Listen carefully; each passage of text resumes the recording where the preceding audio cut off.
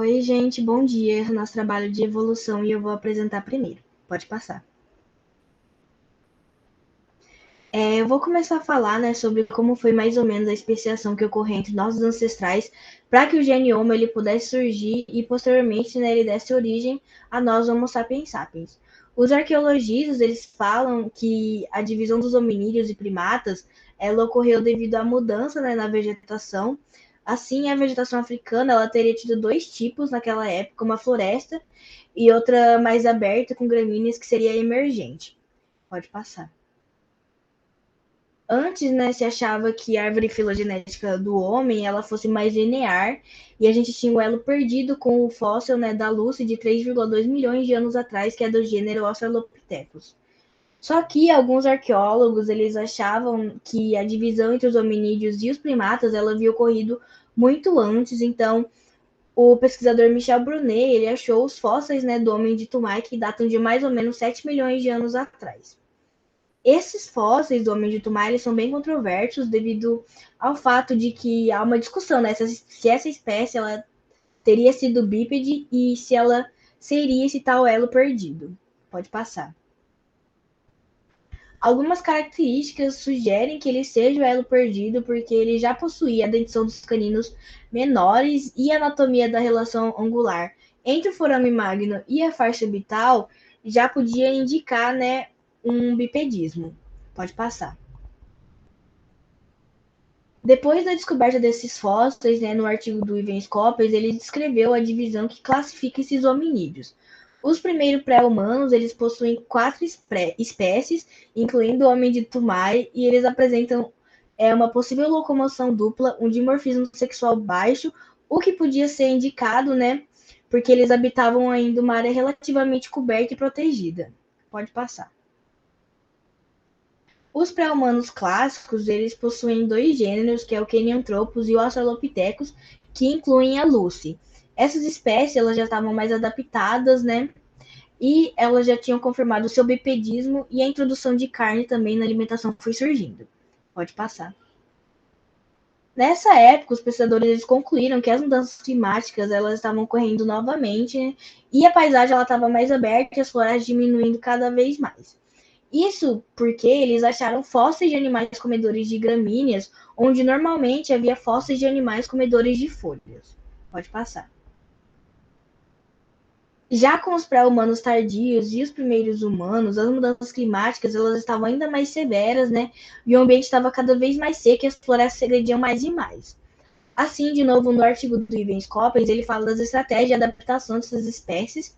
Uma seria uma estratégia mais robusta, né, e com espécies mais homogêneas, que se direcionou na seleção de características físicas maiores, e uma mastigação desenvolvida para dietas mais fibrosas encontradas no leste e no sul da África. As outras estratégias eram as gráceis, né, e elas eram divididas em dois caminhos. Só que em ambos esses caminhos tinha introdução da alimentação onívora. No sul da África foi desenvolvido, né, mais a parte da locomoção bípede e no leste da África, o foco foi na organização do cérebro e a introdução da carne como um hábito alimentar. E aí foi onde, né, surgiu mais tarde o gênero Homo. Agora a Bianca vai dar continuidade. Bom, gente, então, aproximadamente 2,5 milhões de anos iniciou-se a Era do Homo. Esse salto na evolução teve como principal catalisador o próprio ambiente, porque foi descoberto que o clima na África passava por mudanças drásticas em um curto período de tempo, variando entre úmido e seco e fazendo com que lagos surgissem e desaparecessem. O estudo climático feito pelos pesquisadores só foi possível por conta de seres unicelulares presentes nas rochas, as diatomáceas, e por evidências de sedimentos do fundo do mar. E com isso, os seres que habitavam essa região deveriam ser capazes de suportar essas mudanças, sendo a mutação um dos fatores para a seleção natural também. E tanto é que uma das teorias presentes consta que nós, Homo sapiens, herdamos dos nossos ancestrais, Homo habilis, essa capacidade de suportar variações rápidas do ambiente. Agora, partindo para a evidência anatômica, observou-se que no período que o clima era relativamente estável, não houve modificações significativas nas estruturas dos pré-humanos, que a Júlia explicou anteriormente, sendo essas estruturas essas mudanças na estrutura é o tamanho do crânio e o tamanho do cérebro. Mas, apesar disso, as mudanças do Australopithecus para o Homo habilis foram significativas. A primeira evidência estava relacionada ao crânio, né? Houve o aumento do crânio, a alteração da testa para uma testa mais protuberante, a expansão da área orbital e a diminuição do tamanho dos dentes. A segunda evidência estava relacionada com o esqueleto fossilizado encontrado, porque perceberam que o Homo habilis eram criaturas um pouco maiores que o Australopithecus, eles mediam em torno de 100 a 140 centímetros, e eles tinham um dimorfismo sexual evidente entre machos e as fêmeas, e eles também eram bípedes. A terceira e a última evidência estava relacionada ao tamanho cerebral, porque houve o aumento do mesmo, sendo quase que o dobro comparado com o do Australopithecus. E com isso, concluiu-se que novas habilidades motoras e cognitivas surgiram, sendo a mais característica de sua espécie a capacidade de produzir ferramentas. Essas ferramentas eram úteis para a proteção de si, para a proteção do grupo que viviam e para a caça. E relacionada à caça, essas ferramentas eram úteis para a sua dieta, porque o Homo habilis eram maleáveis na sua alimentação, sendo dependentes do que o meio oferecia. E isso fez com que os arqueólogos acreditassem que foi um dos motivos principais para o aumento do cérebro, essa questão do maior consumo da proteína de origem animal. Porque o cérebro é um órgão que necessita de uma grande quantidade de calorias, né, para o seu funcionamento. E os Homo habilis, eles conseguiam produzir essas ferramentas por conta de uma parte muito fundamental na mão, que era o polegar, uma estrutura que garante uma maior precisão no manuseio das superfícies. E com isso, eles utilizavam uma técnica muito simples e rudimentar, chamada técnica de lascagem, que era o atrito de uma pedra ou um osso em outra para dar uma forma mais cortante na mesma. E, por fim, dando continuidade na evolução, o próximo homo que vem na sequência é o Homo erectus. E nisso, há o questionamento de que esses homos surgiram após o isolamento geográfico e reprodutivo de um grupo do Homo habilis. Mas, no entanto, eles ainda coexistiam por um período de tempo. E coube, assim, a seleção natural, a permanência do Homo erectus em detrimento do Homo habilis. E a Pri vai explicar um pouquinho mais agora sobre o Homo erectus. Bom dia. O Homo erectus, ele evoluiu há cerca de 2 milhões de anos. Pode passar para o próximo slide. Por que eles deixaram a África, né? Eles habitaram aí as regiões nordeste da África e asiática, atualmente a China e a Indonésia. Tanto é que acredita-se que o Homem florensis, ele é um descendente direto do Homo erectus asiático. Acredita-se também que ele tenha deixado a África por conta que ele tinha o controle do fogo, por conta das mudanças climáticas e até mesmo o instinto de cuidar um dos outros. Pode passar para o próximo slide. Como a gente pode ver na imagem, ele tinha os braços mais curtos e as pernas mais longas, que assim dava uma sustentabilidade maior ao corpo. Havia menor quantidade de pelos, né? Acredita-se também que antigamente ele tinha parasita, tanto na região pública quanto na cabeça. Então, foi caindo os pelos para que houvesse apenas na cabeça. Eles também fabricavam as ferramentas mais complexas e era organizado em grupos, em tribo. Então, assim, acredita-se que dentro dessa comunidade havia uma divisão de tarefas, uma divisão de alimentos também, e além da caça coletiva. Tanto é que a psicologia evolutiva, ela acredita que para você aprender a caçar, um outro membro do grupo tenha que ter ensinado. Então, isso fez com que evoluísse para que eles tivessem o sentimento de amizade, de afeição, de confiança, entre outros. Pode passar. Próximo slide. Mas como que a gente sabe disso, né?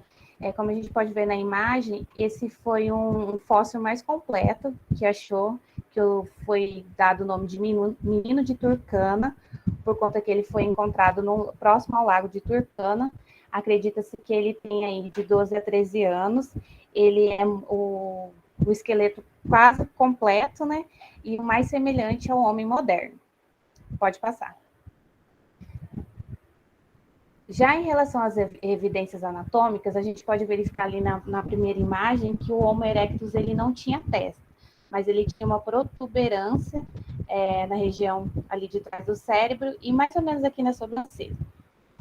Então, o que acontece, né? Como ele se alimentava ele tinha uma demanda maior do cérebro, ele precisava de mais proteína.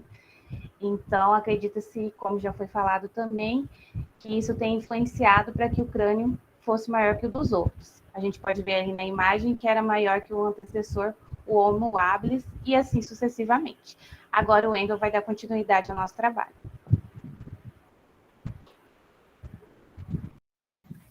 Bom dia, gente. Eu vou falar sobre o Homo floresiensis. Bom, pode passar. Quais são seus primeiros indícios e características? Bom, o primeiro fóssil do Homo floresiensis foi encontrado em 2003 na Ilha das Flores, que é localizado na Indonésia, e ele tinha apenas 91 centímetros de altura. Também foi encontrado alguns outros fósseis em volta, e junto a eles tinham artefatos de pedras e restos de animais pequenos, tanto como peixes e pequenos pássaros. O seu nome ele tem origem devido ao local onde foi encontrado, que é a Ilha das Flores. O molde endocrinal do cérebro é em torno de 400 centímetros cúbicos. O seu corpo é muito primitivo, tanto nas mãos quanto nas pernas, o corpo em geral, e poucos deles passam de 1 metro de altura. O tamanho do crânio é muito menor do que o do Homo erectus, mas quando eles encontraram esses fósseis, pelo fato deles serem tão pequenos, acabaram gerando algumas dúvidas, como de onde vieram e o que eles são. Pode passar. A primeira teoria é que alguns pesquisadores eles acreditavam que era uma versão anã e que tinha sofrido com algum tipo de doença, mas após alguns estudos, não foi possível identificar nenhuma doença aparente. A segunda teoria é que eles eram a parte mais evoluída do Homo erectus, que já foi falado, e o fato da sua altura ser menor se dava devido à teoria de nanismo de ilha. O que é o nanismo de ilha? Ou também conhecido como nanismo solar, é uma teoria evolutiva na qual animais de grandes portes, principalmente mamíferos, tanto como elefantes ou até mesmo nós humanos, quando eles se encontram em habitats com recursos limitados, eles acabam sofrendo uma redução de tamanho, porque devido ao fato deles serem maiores, os grandes, como eles precisam de mais alimento, eles acabam morrendo devido à falta de recursos. E os pequenos, que conseguem sobreviver com menos alimentos, acabam prevalecendo, por isso essa redução de tamanho. É constatado também que talvez seja a primeira espécie a migrar da África, e algumas escavações mais recentes concluíram que eles foram extintos há 50 mil anos atrás, mas não existe nenhuma evidência de que os Homo floresiensis e os Homo sapiens tiveram algum tipo de interação. Pode passar. Falando mais um pouco sobre a psicologia evolutiva, ela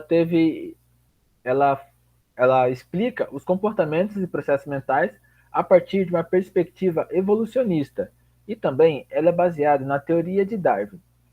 A teoria de Darwin ela influenciou em 3 principais aspectos na psicologia evolutiva, sendo o primeiro a psicologia comparada, que estuda semelhanças e diferenças entre todas as espécies de animais. Sendo assim, os processos mentais de uma primeira espécie são a continuação dos processos mentais de outras. O segundo é as diferenças individuais, observando a variação de espécie dentro daquela mesma espécie. E, por fim, as expressões emocionais. Um exemplo, a árvore da vida, mostrando a semelhança das emoções entre as várias espécies.